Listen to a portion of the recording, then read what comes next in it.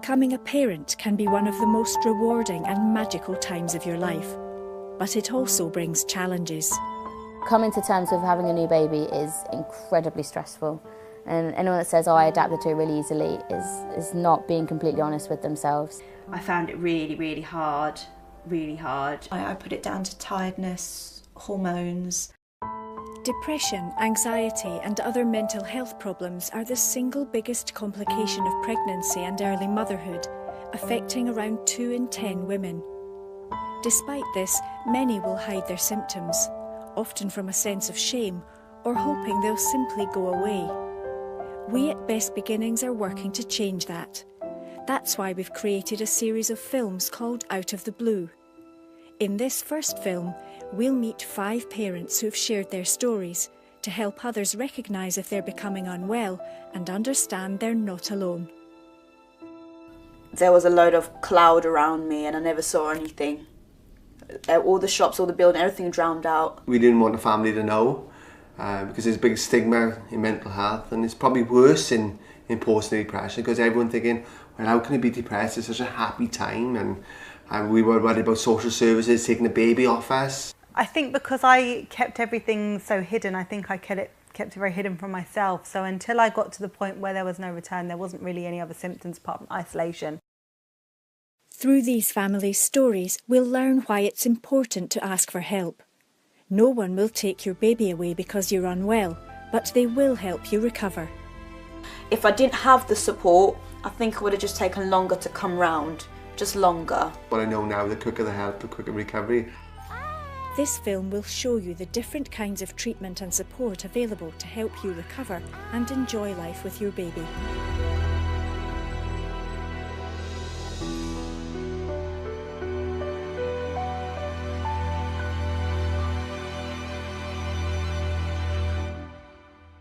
Lily the lion, can you find the L? This is Jessica, who has 2 daughters. Things went smoothly when she had her first baby. Can we find a R for Rihanna anywhere? But after her second child was born, Jessica felt something wasn't right. In fact, she was developing depression, but at first she didn't recognise it. Postnatal depression never occurred to me because it was never talked about. So I had no idea what was going on in my head. I knew something was wrong, but I couldn't figure out whether something was wrong with her or something that was wrong with me. From her first night in hospital, Jessica began to lose confidence in herself as a mother. She screamed all night, and that's when the feelings of failure started coming in. Why couldn't I look after her? Why was she not happy with me? A midwife at one point, because I was so fraught, picked her up and held her, and the second the midwife held her, she stopped crying. And that is when I started feeling the distance between me and her. I started thinking, why can you be happy for her and not me? Is it me? Am I the reason why you're crying? And so I took every opportunity to let someone else hold her because I thought that's what would make her happier, that's what she wants. If you're feeling low or anxious after you've had a baby, it's all too easy to dismiss or ignore. You may have heard of the baby blues and assume your feelings are nothing to worry about. Baby blues usually happens between 3 days, when your baby's 3 days old, up to 5 days old, and that's when you can feel most symptoms. And you might be weepy, you might be irritable, sometimes you might be sad or quite happy and elated and not really understand what's happening, but these symptoms are very short-lived. And by the time your baby gets to 10 days old, those symptoms should have disappeared. If symptoms continue beyond this time, it could be a sign that you're becoming unwell. There are lots of different symptoms that women can experience, but some common ones include feeling low or anxious, being tearful or crying a lot, difficulty getting out of bed or doing normal things, disturbing thoughts, not wanting to look at or hold your baby. Changes in mood during pregnancy and postnatally, and actually at any time in our lives, are a common experience, but sometimes those get really extreme. If it's just ups and downs in mood that come and go, then that's not usually depression, but sometimes is as well. And sometimes what we call depression can happen without your mood being depressed, but with your mood being anxious all of the time, for example, or sometimes just not feeling anything, no pleasure, no interest in things. And if your concentration is affected and your ability to do things, your ability to think clearly is also affected, that's when we start to call this depressive illness as opposed to just feeling low and, as we say, depressed in your mood now and again. What's this one? Do you want it? Not all women will need specialist help. Sometimes being open about how you're feeling with the people around you can be enough to give you the support you need. Clever girl. There are moments that you will sit and cry, and that's perfectly normal. And a lot of people say to you, oh, it's postnatal depression. Sometimes it's not. Sometimes you just need to get it out. You just need to cry. When she's crying and I'm going to stop crying, and you can't help those feelings. It really gets to that point, and then I start crying myself, whether the pair of us are there. That's when Paul will come in and go to bed. And he'll take her for half an hour, and I'll just lay in the bed, and even just laying in the bed away from her for that small amount of time, knowing that she's safe, knowing that she's with somebody and that she's being looked after as well, just gives us both that break. Whether it's your partner, your mum, a sister or a friend or neighbour, asking the people around you for help is one of the things you can do to make a difference to how you're feeling. Some of the things you can do to maintain your own mental health and well-being during pregnancy and postnatally is to make sure that you have a healthy diet, go for gentle walks and exercises, speak to others, accept help. A lot of the time mums feel that they have to do it all and be the perfect mum. It's more important to look after yourself and look after baby, and that often means accepting help from others as well. But sometimes it's hard to know in yourself whether what you're feeling is normal or you need that bit of extra help. Emily was a single mother with 2 young children, both born premature. Facing enormous pressures, Emily felt low and anxious, but like many women, she put on a show of coping. I think it would have been good to be able to feel I could admit that I wasn't feeling great. I was really teary by the incubator, which isn't, that uncommon, but I was always teary. And one of the nurses said, we're going to get the counsellor to talk to you. And I was like, all right, okay. So she came and talked to me, and I did the whole, no, I'm fine bit. Then my mum, she said to me, don't think your mood's very good. You seem very teary all the time. Do you think you should go to the doctor? I was like, no, I'm fine. Like, it's just normal. It's hormones. She was like, okay. And I was like, I'm just tired. It's fine. But then when I went for my 6-week check, it took for someone that didn't know me to turn around to me and go, right, mum, put her hand on my lap and went, how are you? I was like, because it was like one of the first times anyone had actually said to me, right, but how are you? Depression may not show itself the way you might expect. It can be mixed up with other symptoms, including anxiety, fears that you will harm your baby, loss of confidence as a mum, and extreme mood swings. Oh, something quick. For Cherise, problems began before her baby arrived, when she was still pregnant. She experienced extreme bouts of anger, which nobody around her connected with depression at the time. Didn't trust my sisters, didn't want to trust my mum even though she was the only person I had, arguing with my sisters every day as you kind of do, but this was different. This was when I wanted to attack them, and I kind of was attacking them. My sisters were scared of me and they would call the police on me because they didn't know what else to do. Cherise didn't get the right kind of help at first, and nobody realised that she was becoming depressed until months later, after the baby was born. Jessica also had symptoms that you might not normally connect with depression. I used to have many visions of accidents that might happen. For example, I have a balcony, and I would be walking towards the balcony, and suddenly I would see myself tripping and Lily flying over the balcony. Those thoughts were so overwhelming, and I didn't want them to happen, and I thought, well, how can I stop them happening? If I'm imagining them this much, then surely something's going to happen. Are they premonitions? Are they things that I wish I would do? I had no idea what they were, and that's why I constantly asked other people to hold Lily or to do things for me with Lily, because I knew that she would be safer in somebody else's care. Unwanted thoughts and visions of hurting your baby are surprisingly common. This can make it very hard for women to talk to others about how they feel.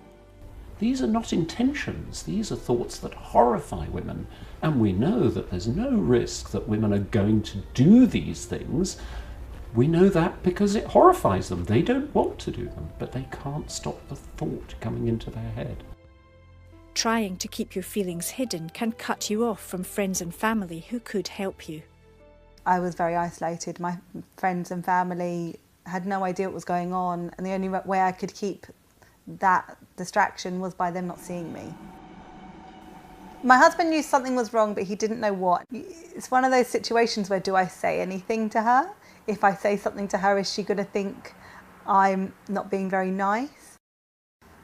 So I think there was a lot of, I don't want to tread on her toes and make her more upset. She's obviously having a hard time.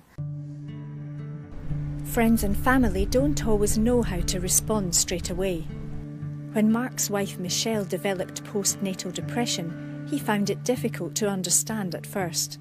You know, I'll be honest, I was one of those people who didn't think anyone, you know, how can people get depressed? Like, so I was totally uneducated then about depression. We didn't want the family to know because there's a big stigma in mental health, and it's probably worse in postnatal depression because everyone's thinking, well, how can you be depressed? It's such a happy time, and we were worried about social services taking the baby off us. It's a common fear that if you tell someone about a mental health problem, your baby will be taken away. But this is not the case. Our ethos is to make sure that women and babies remain together, and what we want is for a healthy mum, because a healthy mum means a healthy baby. If you had a broken leg, you wouldn't hesitate to tell other people. People would pick you up, drive you to the hospital, you'd have support from them, cups of tea, you'd have support from professionals, you'd have treatment, and you wouldn't feel ashamed about it, and you wouldn't feel frightened. And this really isn't that different. So let other people help you and help you to recover so that you can get back to your normal self quickly. Charisse and Jessica didn't ask for help when they needed it. Without the right treatment and support, they began to struggle and behave in ways that put themselves at risk. Me and my sisters fell out. I wasn't listening to my mum. I was going crazy. I just had to do a basic errand one morning. I had to go and drop off something to a friend. And before I left the house, I was fine. I stormed out the house and walked into the middle of the road. There was a load of cloud around me and I never saw anything. All the shops, all the building, everything drowned out. I just waited at the train station, and as I was waiting there, I don't know what came over me, just a cloud. I can only describe it as a thick fog that I couldn't see out of. A truck was coming, and at that point I said to myself, I'm not moving out the way. I knew that there was a fast train approaching, so the train would whiz through the station.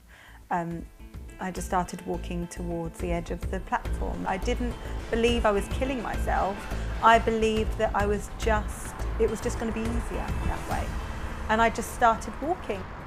And then I remember my sister running up at the back of me, and I remember my partner running behind me into the road, and they grabbed me out the road. I was really lucky. There was a man there that grabbed me, and he pulled me back and made me sit down. That's when I realised, wow, I need some help. I got home and I looked at my husband and I said, I think I need some help. And then I broke down, and that's when everything came out. Without the right support, Charisse and Jessica's mental health had worsened. Their experiences show how important it is to get help if you need it. Once you've taken the decision to talk to someone, don't be put off if at first you don't get the right person. It wasn't my regular GP that morning. That GP said, oh, well, you know, you've just had a baby. There's going to be some emotions flying around. And my husband said, well, she nearly threw herself in front of a train. She needs help. They said to my husband and to me, well, take these leaflets and go home and have a think about it and come back next week. And when a GP or someone, a medical professional, says something like that to you, you tend to listen because, you know, it's an authority, really. You know, they know what they're talking about. So we went home, and when I got home, my husband went, no, this is wrong. So he sent me back to the GP. We went back the next day. That GP said, no, he held my hands and I cried, and he said, you need some help, don't you? And I just burst into tears. I think if I hadn't been pushed, I probably would have got a lot worse, a lot quicker, because I wouldn't have gone. I was too scared to go. It took someone forcing me to get me to go. Like Jessica, it's important to keep asking until you get the right help. Always come back. There's always someone else you can speak to. If it's a GP surgery, there's always other GPs that you can make an appointment to see. If it's a midwife, you know, as midwives, we generally want to be there to help you and support you. So it is important that you come back and say, well, actually, you advised me this before, but I feel I need extra help and support. Services aren't always the same in all parts of the UK, and it's important to find out what's available in your area. Charisse has had regular visits from the Family Nurse Partnership, who support families under the age of 20 in some parts of the country. Family nurse Dorothy was able to help Charisse find the extra support she needed. I had counselling and things like that. Those weekly sessions just helped remind me, okay, Charisse, just stay strong, don't worry, you can get through this, you've got help. Many women find talking therapies helpful. These can include counselling and techniques like cognitive behavioural therapy, or CBT, which focuses on identifying negative patterns of thinking and behaving and working to establish positive, healthy ones. Sometimes talking in a group can help. After her own experiences, Jessica set up a support group for other mothers. It's all very well talking to a professional, you know, and that's fantastic and very necessary. But you also feel so isolated. You're not talking to anybody else that feels quite like you do. We got out of the house. Oh, we went to the park in the sling, and it was a massive achievement. I think it really helped me heal. It was very cathartic for me. For some women, antidepressant medication is advised by their doctor. And we know they're not addictive. We know that they don't make people weaker, they actually help people to recover. And we also know that there are antidepressants that you can take in pregnancy and during breastfeeding. Older generations and stuff, I think people were put on antidepressants and then on them for like 20 years, which that's a whole extreme, and I think they've still got that reputation a bit. But now there's, if you do sort of cognitive therapies as well as medical therapies, and up the cognitive bit and down the medical bit, then you get somewhere in the middle where you've learnt your coping strategies whilst being able to learn these coping strategies because the pills helped up your mood. So because even if they said, oh, don't take the pill, just learn these cognitive therapies and talk and stuff like that, it's like, well, I couldn't even get out of bed because definitely can't learn anything because I'm so depressed. So if you heighten the mood a bit so that someone can take that on board, then take that bit away and then use those coping mechanisms while you're taking the pills away. Whatever treatment is right for you, the most important thing is to start it as quickly as possible. It will help you recover more quickly and return to being healthy and enjoying life with your baby. If I didn't have the support, I think it would have just taken longer to come round, just longer. Eventually the good days will become good days and the less bad days. Until I felt absolutely okay, I think Lily was just over 1. It was just past her first birthday when I thought, actually, I'm a good mum, I'm okay. I enjoy my children. It was very, very possible that I couldn't have been here appreciating my children now. That's what makes me enjoy them even more.